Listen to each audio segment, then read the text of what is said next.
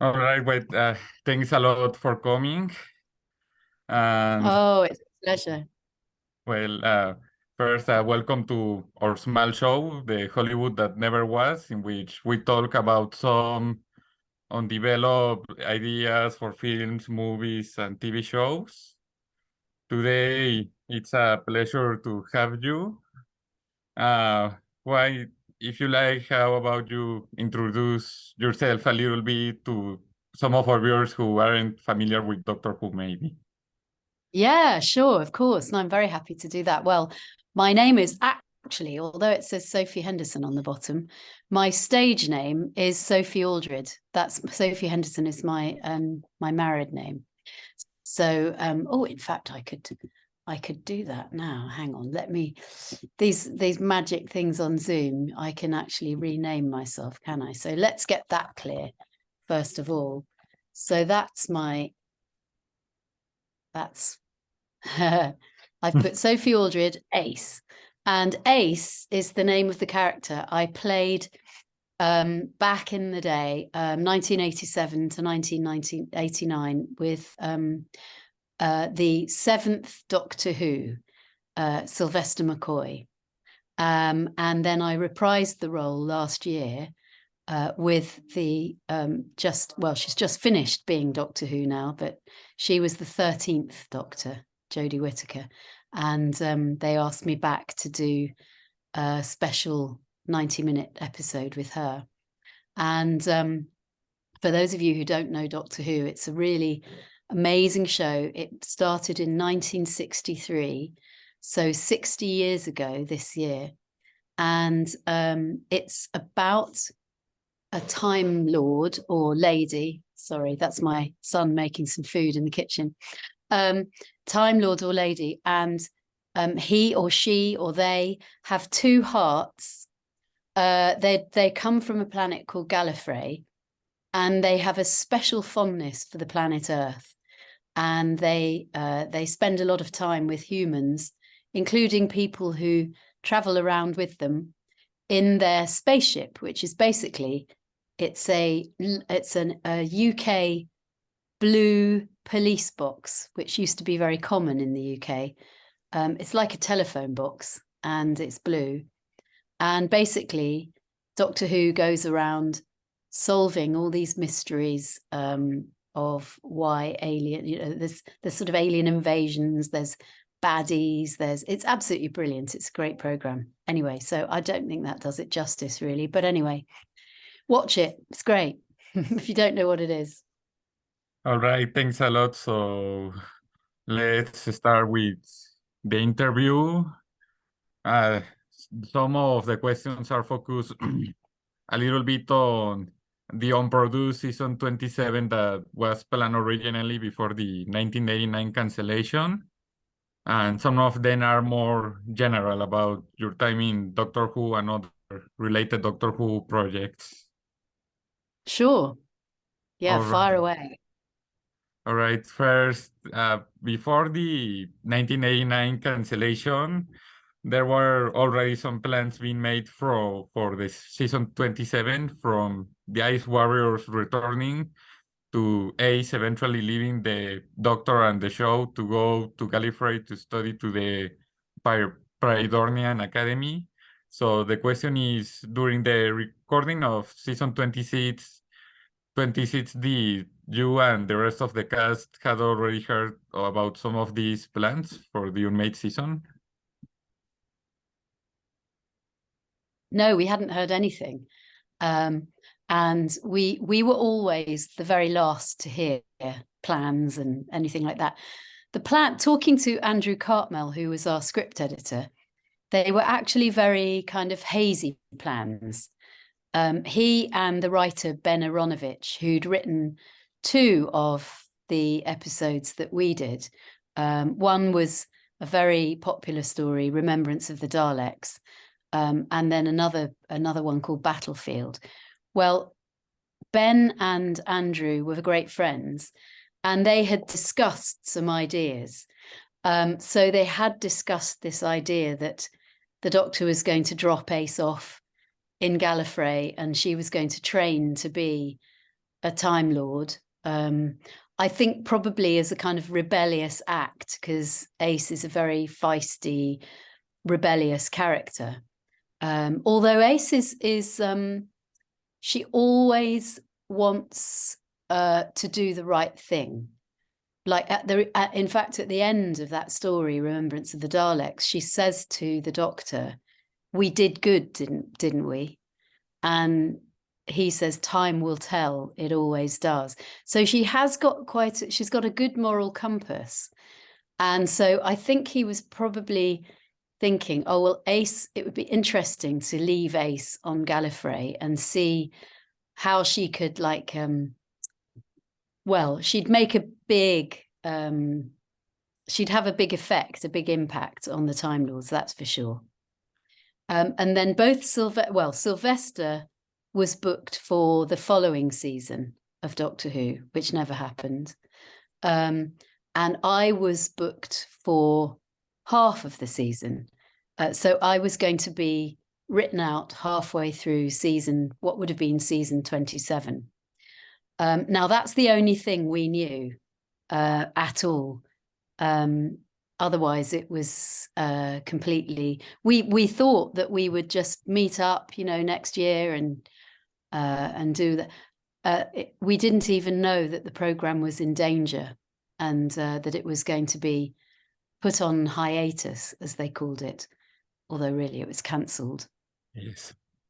Mm. Oh, interesting. I didn't know that about the cast being the last to know, and it will certainly be, at least in it from a story point of view, a storytelling point of view, it certainly will be interesting, that idea of Ace as a sort of rebelling or changing force in Gallifrey, because as you say, she, even if she was kind of rebellious, she had a really good moral compass. Like in another scene about the Remembrance of the Daleks episode, I don't remember exactly what happened. A scene in the motel in which Oh Ace, yeah, in the bed and breakfast. Yeah, the that's right. sign. Well, Yes. yeah, that's it. So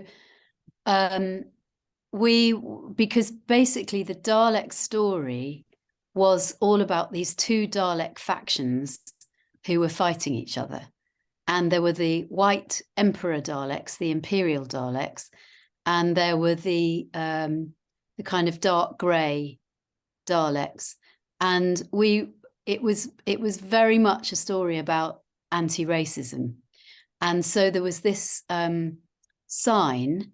There was a moment where Ace walks into the room in the place that she's staying, and there's a sign on the window, and she walks over to the sign, turns it round, and it says "No Coloureds" on it, which was something that in the 60s, when that episode was set, people used to put those things in their windows, like "No Coloureds," no dogs, no coloureds, and nobody thought anything of it. Now, Ace comes from the 1980s, so she's absolutely disgusted by this, and you kind of hear her say, calling out to the woman who runs this boarding house, and then she kind of realizes that it's not going to really do any good or make any difference. But that was a really, Ace is very she will be for the underdog as well. She's always, again, in Remembrance of the Daleks, there's that scene at the end, I'm thinking, with the girl, and the girl has been sort of possessed by the Dalek. Yes, And as a strategist. yeah, that's right. And she spins round and round. Ace wants to hold her. She gives her a cuddle at the end, and she's very caring as well, and very so she was written in such an amazingly deep way for the time. There wasn't really another character or Doctor Who companion that had been written with such depth and such reality. I think I was incredibly lucky. Totally, yes. I totally agree.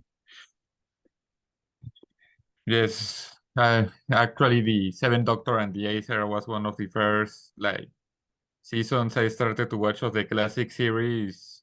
I think it was the first classic doctors I started to watch were uh, Pertwee and then McCoy, and certainly Ace was really a different companion for the era and a really interesting character. Yes. Yeah, there was another idea actually that I'm just thinking now, as well as Ace having gone to the Pridonian Academy. The idea that the way that Ace was going to be written out was that she was, I think this was the same story. Anyway, the new companion was going to come in, but there was a story anyway that Ben and Andrew had just thought about the first scene of, and the scene would open and it would be the bridge of a spaceship, from looking through the front of the spaceship with the captain and the people in front, a bit like a sort of Star Trek, if you can imagine that Star Trek bridge with the Captain Kirk chair. And then you'd see this sort of, giving orders and da-da-da. And then you'd see that the captain, the camera would pan around and it would be Ace sitting in that chair. And she'd be giving some orders. And then she'd get up and say, carry on, everybody. And she'd walk through the corridors of this spaceship and she'd get to a door and she'd open it.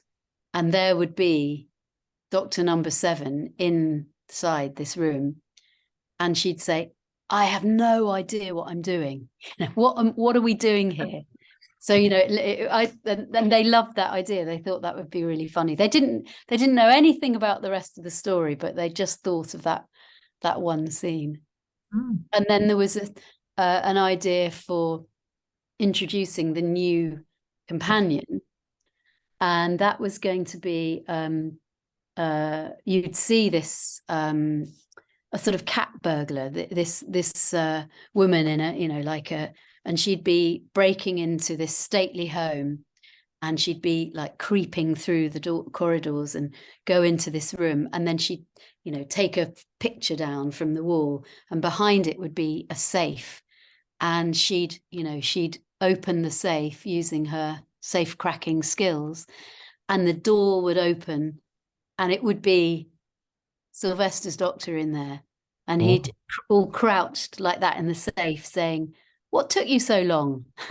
And that was going to be how the new companion was going to be introduced. Oh, fascinating. Yes, that would be very Sylvester like the. Yes, it would. Yeah, very. And actually we had a chance, because we actually did those stories on Big Finish, the audio adventures. Yeah.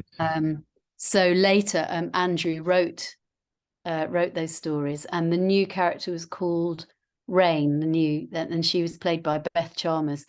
And yeah, we had fun doing those. Oh, I imagine. Yes, well, the both concepts will have been really interesting eventually, especially the spaceship, the Star Trek spaceship that you mentioned, because I remember that back on those days, like 89, Star Trek was also starting to have a sort of revival, at first with the movies and eventually with the Next Generation show. Yes, that's right. I think that was what kind of sparked the idea, was the sort of revival of Star Trek, and this, the movies were just beginning, weren't they? Yeah. Yes. Well, the next question is actually about the thing you mentioned with Big Finish. Back in 2011, as you mentioned, Big Finish started to release audio adaptations of some of these unmade serials. And the question is, was there any difference in the recording and creation of these serials that were originally made for TV and maybe other Big Finish stories that were originally made for Big Finish? Yeah, what happened was that when the show was cancelled, fans who were in the business, who'd been doing sort of amateur recording, but they were, some of them were professionals as well. They were working for the BBC or whatever. They would get together and make their own sort of Doctor Who like things. So there was somebody called Bill Baggs, and he made Adventures in Time and Space. But before he did that, actually, he was doing some videos. BBV was Bill Baggs' video. And he was doing some with Colin Baker and Nicola Bryant, who were the previous companion and Doctor. That's right, yeah. So they were it was the Stranger videos. And we had great fun doing those. We'd go off to places and do some filming, and it was a really good chance to get to know those fans, and they would write amazing scripts. And then Bill had the idea to do, well, people had been doing audios, but he had the idea to do sort of Doctor Who based stories. And it was The Professor and Ace. And yeah, he got Mark Gatiss wrote a story for us, who then went on to great things himself. And lots of people, Russell T Davies would write for those. And then I think maybe Stephen Moffat did one as well. Anyway, the BBC got they found out that he was doing them, though, and they said, actually, the Doctor and the Professor and Ace is very much Doctor Who territory, and you haven't got a license, because you have to have a license for Doctor Who in order to make it. So I'm sorry, but you can't do any more. And that was when I think a Big Finish had started doing Bernice Summerfield, this character, this archaeologist character that was totally new. It wasn't anything to do with the BBC. And then they went to the BBC and said, well, can we have the license? And I think initially they said no. And then the BBC found out about Bernice Summerfield, and they listened to the Bernice Summerfield tapes and thought, those are really good. And they actually, I think they then asked the people who then became Big Finish to make some Doctor Who, and they got the license. And that's when we started doing the Big Finish audios. And it was fans who we'd known through conventions and people at Doctor Who magazine and people who'd been around Doctor Who for years, all doing it, semi-professionally. And then Big Finish just got bigger and bigger. But I think the difference is, it is very different, because with Big Finish, with an audio adventure, you're only in the studio for 2 days to do the whole story. With Doctor Who, in the 80s, we used to have a week's rehearsal, and then we'd have a week in studio, and then we'd have another week's rehearsal and another week in studio. So it would be a 4-week experience doing one story for Doctor Who. So you got to really live that story, and you got to really get to know all the other actors very well, have a great time together. You really got to inhabit the story. Whereas, of course, with Big Finish, you are turning up, you're only doing your scenes as well. So you're only in the studio for small bits of time doing your bits. So it's actually quite hard sometimes to remember the stories, whereas with TV stories, I can remember so much about them. Oh, interesting. I didn't know about the whole difference that you mentioned right now between filming the TV story and then the Big Finish story. And actually, going back to the theme to the Bernice Sommerfield character, the actress Lisa Bowman appeared actually in the last story of Doctor Who in '89 Survival. No, That's right. Yeah, that's how she got to know people. So she appeared in that story as Kara, who was one of the cheetah people on the horse, and then at the end, she you know, you see her face, and then she started. I think she was going to Doctor Who conventions, and she met Gary Russell, who became he was very involved in Big Finish, and I think then she was asked if she'd like to be in the, you know, she'd like to be Bernice Summerfield. So yes, it was that connection that that got her that part, and now she directs for Big Finish. didn't know. Yeah, so she's actually on the other side of the microphone, if you like, now. Fascinating.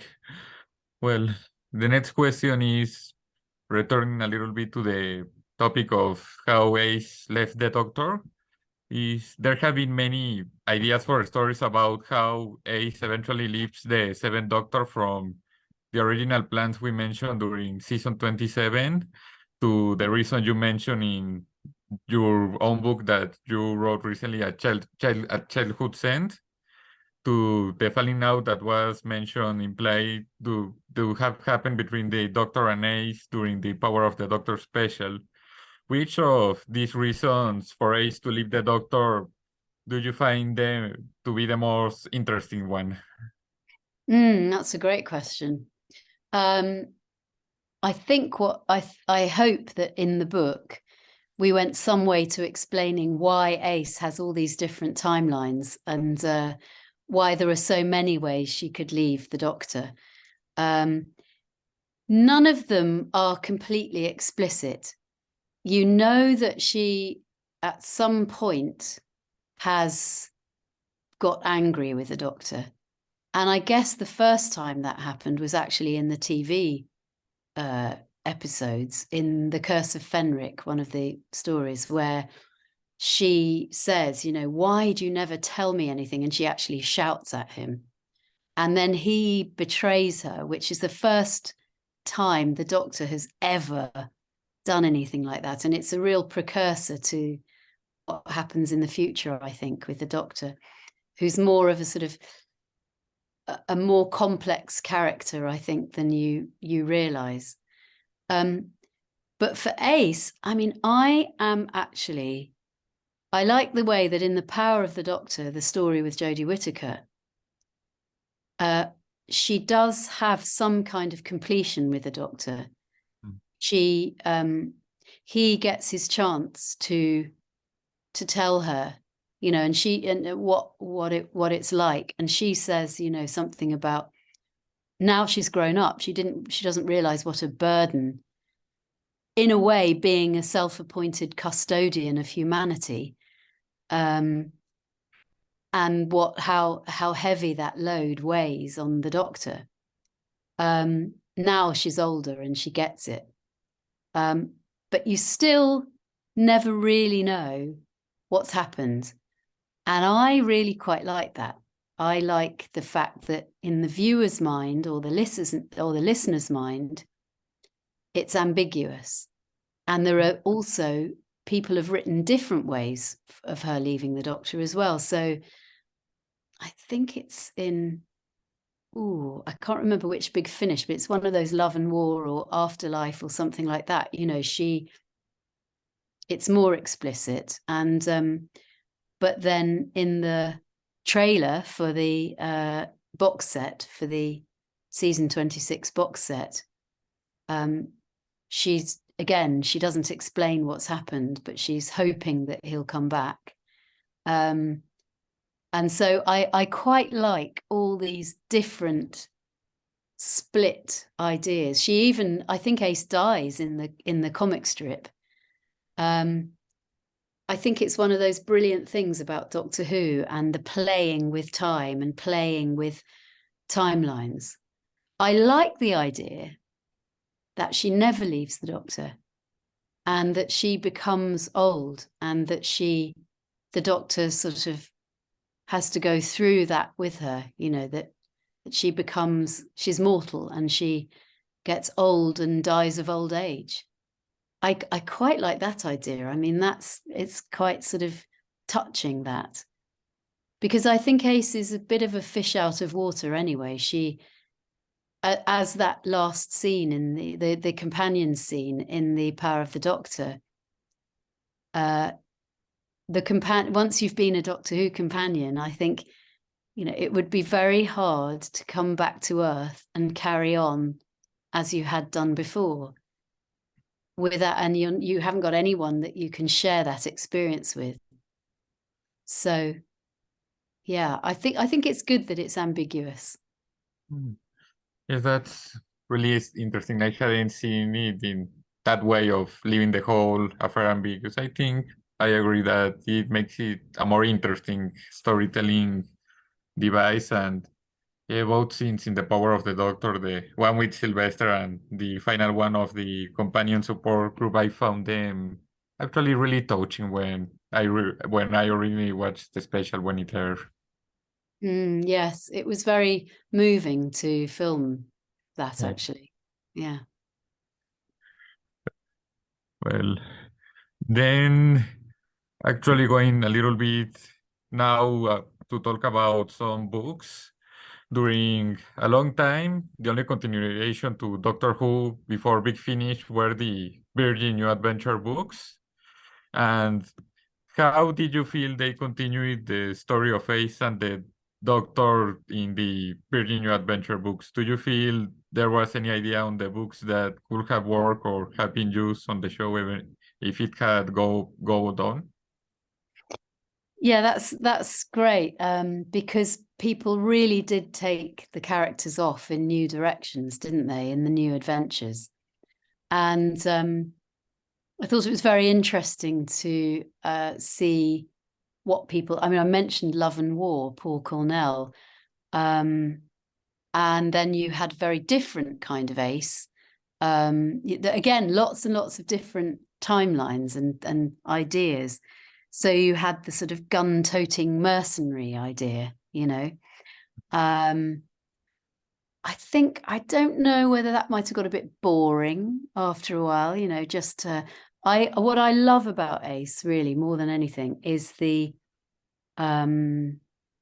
humanness of her and the reality of the writing for her. So I'm always very happy when I'm given a script, say at Big Finish, that explores her sort of almost like her inner world and a different side of her relationship with the Doctor or whoever she's with, rather than this sort of, you know, Nitro 9 throwing, you know, Ace explosion. You know, that's it's nice to do that, but it's kind of, I like her growing up. I like the development of the character. There's a writer called Matt Fitton who I think writes particularly well for Big Finish for Sylvester and me, and he's always got lots of interesting ideas for Ace in those. Yeah.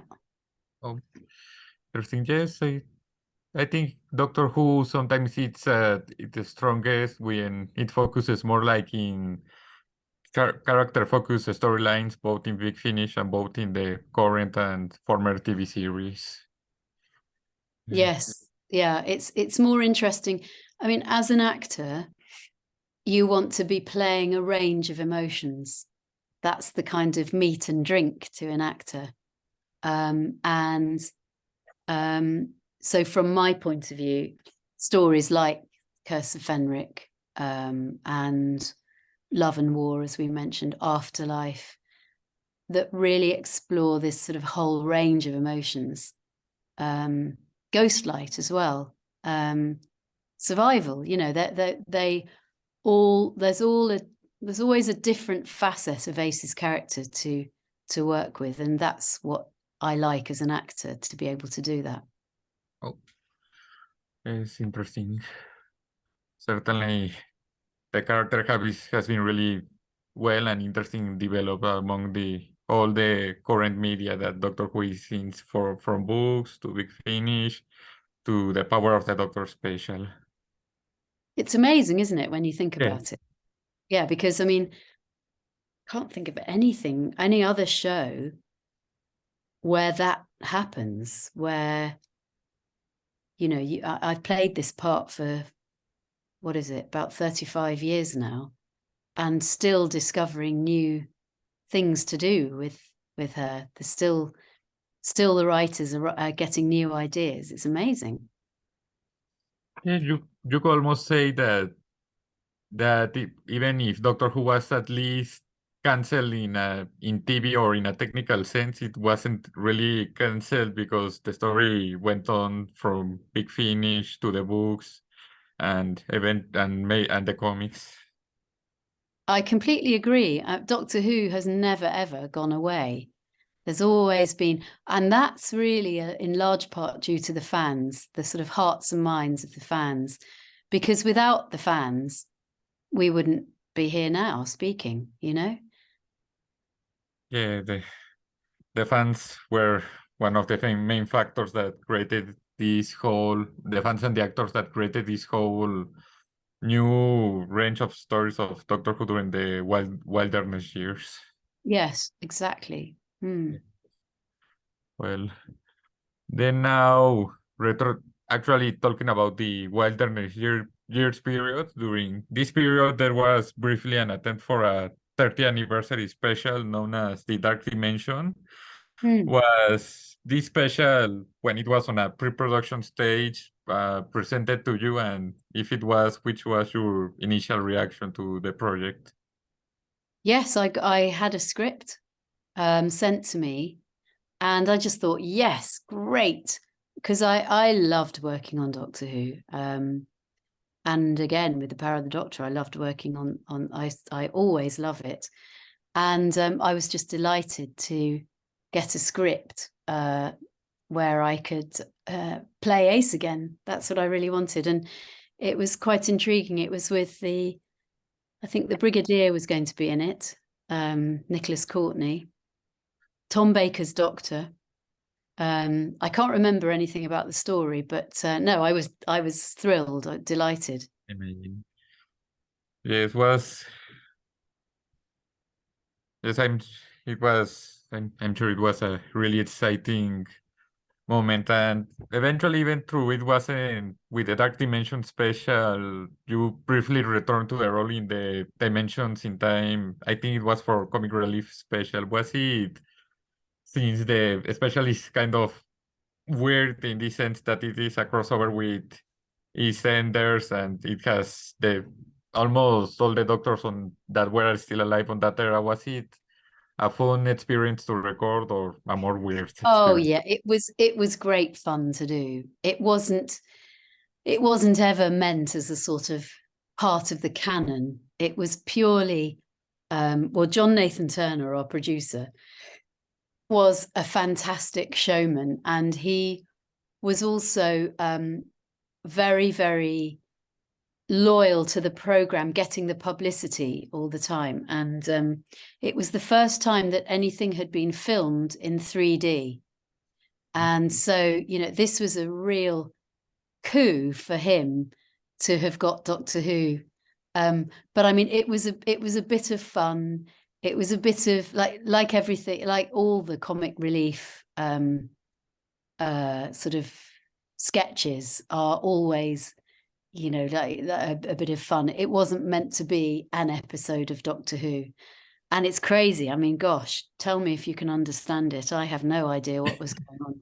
But we were called in to do our little bits, you know, and it was a really fun to do. And we were with Louise Jameson, and got to see John Pertwee. I mean, we all knew each other anyway because of conventions. And then on the I'd never been to the EastEnders lot with Albert Square, and I was there with Colin and Peter, and so yeah, it was like a kind of like a strange dream, you know, really odd, multicolored, crazy dream that you have, I think.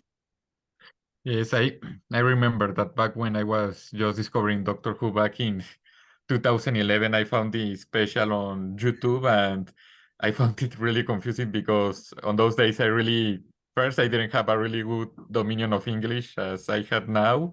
And I even didn't know that Eastenders existed in the first place. So it was a really kind of weird but fun It experience. must have been incredibly weird, yes. Yes. You were trying to fit it in somehow to the canon. It's very funny. It was a really bizarre but interesting experience to watch it in the first time. Yes.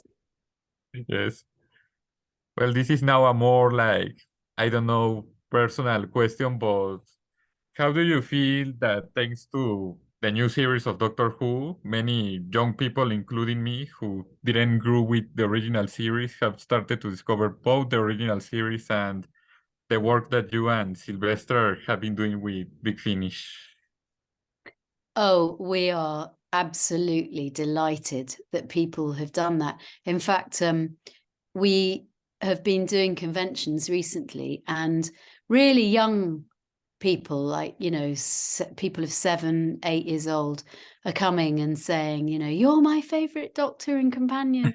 And I think that's amazing. I think the thing is, back in the day, you couldn't do that because it wasn't shown anywhere. I mean, we forget so quickly that Doctor Who would be on for an episode, and then you'd have to wait till the next week to watch the next one.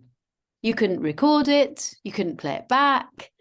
So it's taken for technology, for streaming, for the ease of access of programs like Doctor Who, for people to be discovering something for themselves. And from what I've spoken to, what I hear from young people is that some of them found Doctor Who, the new series, and then realized that there was this whole history that they could watch.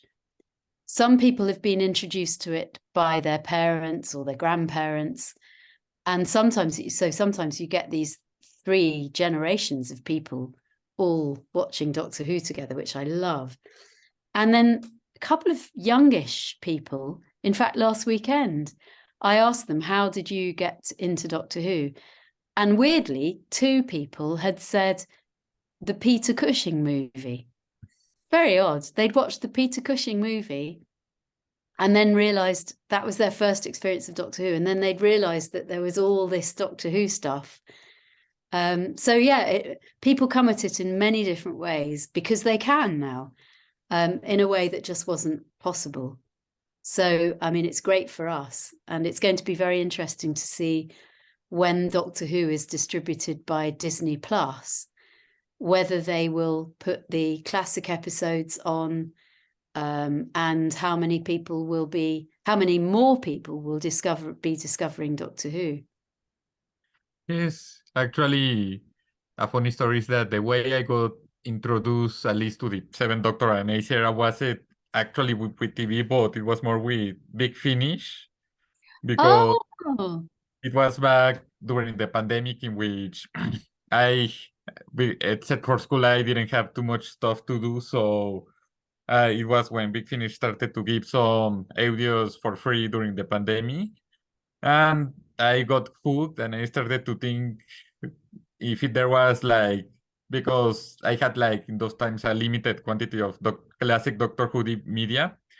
So I started to think to read like some top 10 list of the best Big Finish stories. And one of them called my attention. It was Live 42, I think. Live 34. oh yes. And I heard it and I really enjoyed it. And that was when I started to hear like to the rest of the Seven Doctor and Ace stories and Big Finish. And then that encouraged me to order some TV stories like Remembers of the Daleks and The Happiness Patrol. Oh, amazing. Yeah, Yeah. that's great. People come at it in all different ways, and I love it. It's great. Mm. It's a really Doctor Who has probably has is one of the shows that has the most ways to get into it. Yeah. Yes. Yes. Well, actually, talking about the Happiness Patrol story, apparently there was plans for it to originally be recorded in a black and white format due to the noir theme. So, do you think that if it was filmed in black and white as it was originally planned, would that have helped the atmosphere of the story a little more? I think I mean, that would have been a very interesting move and very brave as well, because suddenly for it to be in black and white. But then I think I like the things like the pink TARDIS, and also the Happiness Patrol themselves, their uniforms, the pink. I think that sort of pink and grey works actually pretty well. But it would have been very interesting to have a whole story in black and white. Yes, because Doctor Who hasn't had even like a sort of weird sort reboot story in black and white since the Patrick Troughton days, I think. Exactly, yeah. Yes. Well, then talking about the TV show, also one of the most iconic moments of Ace in Doctor Who is when she hits a Dalek with the baseball bat during Remembrance of the Daleks. How was it originally to record this moment during the production? Well, it's interesting because it was the first big stunt sequence I'd done. And so there was quite a lot of pressure, actually. I thought I was really going to enjoy it. And I did. It was great. But I think because I knew we only had one chance, and I had to get it right. So there was that pressure. And we rehearsed it. It was all set up, took ages to set up and then to rehearse it through the choreography and everything. And we'd rehearsed in the rehearsal room as well beforehand. So I knew exactly what I was doing. But that moment where I hit the Dalek, then I had to dive under the tables, then jump on top of them. And what they hadn't told me was that the visual effects people were setting off water and fire, and so that gave a lot of atmosphere. It was very exciting. So yeah, it was a lot of adrenaline. Oh, interesting. Yes, the like that whole era of Doctor Who had some really interesting stunts, like the example we mentioned right now, to the famous scene of Sylvester blowing up the tent during the greatest show in the galaxy. Yes. It was really like returning to the Perry era with all those sort of almost James Bond like stunt scenes. Yes, and of course the one with Sylvester and the tent. It wasn't meant to be an explosion. It was meant to be a great gust of wind. But unfortunately, the visual effects people had left the wind machine back in London. And so they said, well, we'll do an explosion then. And they didn't tell Sylvester how big it was going to be. And so it went off, and he said he could feel the heat on his back as he walked away. And he was thinking to himself as he walked, I'll just keep on walking because they won't be able to do this again. But I wonder if my clothes are on fire. Luckily, they weren't. Interesting. Yeah. I didn't know that fact about the whole recording during the story. Yes. Well, then returning a little bit to the whole to books like A Childhood End. Are there any other ideas for a stories besides the one that you wrote in A Childhood's End that you wish to eventually tell in any other medium like TV, Big Finish, or maybe another book? Yeah, I mean, writing is not my favorite thing because I like being with people, and of course, writing is a solitary act, really. Although with that Childhood's End, I did have the collaborators Mike Tucker and Steve Cole, who were absolutely crucial. So at least I had them to talk to and to help me write it. There is the origin stories, though, the short story that I wrote about Ace, and I really enjoyed writing that. That's about Ace before she meets Seventh Doctor, before she gets blown up to Iceworld. Yeah, I don't know. I don't think I could write a Big Finish. I'm not sort of steeped in the genre like the writers for Big Finish are. But I might have a couple more short stories in me, perhaps, at some stage. Yes, interesting. Yes, really, writing is really a difficult business sometimes, It really especially is. because I once tried for a Doctor Who fan film, especially script writing, because it's a really like a strange format, at least for me, when I was trying to write the scripts for the first Yes, it's a real skill. time. Yes. Well, then returning a little bit to the hypothetical season 27. One of the most talked about unmade projects for Doctor Who is the infamous Cardinal Master Plan, which would have returned the Doctor to a more mysterious characterization. If season 27 and the show had continued, do you think the Cardinal Master Plan would have had a lot of influence in season 27 and in the rest of the show going on? Yeah, I think it would, although it's funny because Ben Aronovich said there was no Cartmel master plan. It's something that's been made up in the years in between. But certainly that Sylvester and Andrew had talked about making the Doctor more mysterious, making him sort of like a strange figure. And that he said things like, I'm more than just a Time Lord and things like that, so that would have been very interesting to explore. And I think that's been kind of taken up by the new series, that there is this idea that that the Doctor is more than just a Time Lord, Yes, the whole timeless child, the storyline. Yes. Yes, yes, I remember that actually some parts of Remembrance of the Daleks kind of allude to this concept that was being planned, but I still don't develop it. Yeah. Yes, it would have been so interesting to see how that was developed. Yeah. Yes. Well, one final question is, was there any unused idea that was discussed for an episode or maybe any scene during your time at the show back in the 80s that you wish had been used? Oh, golly, I'm just always amazed and happy at what people come up with for my character to do. And I mean, just as I think, well, there can't possibly be any more stories to tell about Ace, a Big Finish writer or writer will come up with a brilliant idea. And, that's in a way, that's not my job. I've got the easy job in a way. I've got the job where I either read the lines or I learn the lines and I do the acting bit. I think the hard thing is to continually come up with fresh, new stories for the characters.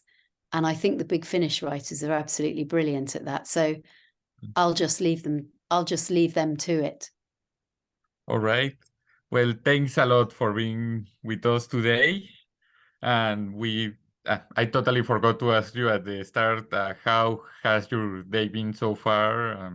Oh, thank you very much. Well, at the moment, I'm doing a recording from home, and I'm recording the last in the trilogy of a brilliant science fiction writer called Adrian Tchaikovsky, and this book is called Lords of Uncreation, and it's really, yeah, do get your hands on anything by Adrian Tchaikovsky.